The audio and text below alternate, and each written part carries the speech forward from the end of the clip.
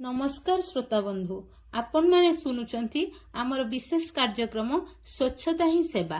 आमर प्राचीन कहानी रे रहिछि स्वच्छता होछि स्वास्थ्यर आधार।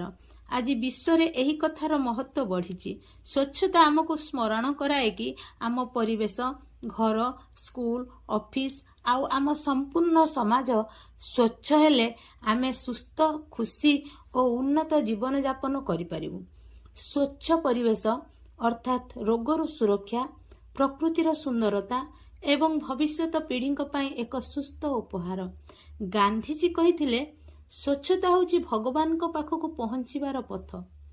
स्वच्छता केवल सरकारी कार्यक्रम नुहे, यह आमर दिनकरा कर्तव्य।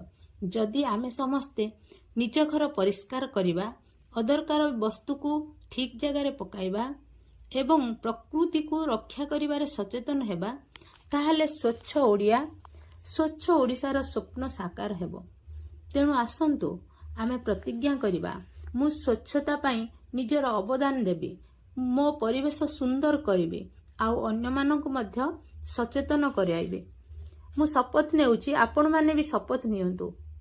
मु सदा स्वच्छता रे आस्था रखिबी, मो घर, मो गाँ और मो शहर को सफा सुतरा रखिबारे सहाय्य करिबी।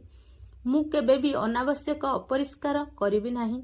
अन्य मानक मध्य स्वच्छता रे प्रेरित करिबी। स्वच्छ भारत सुस्थ भारत, स्वच्छता ही सेवा।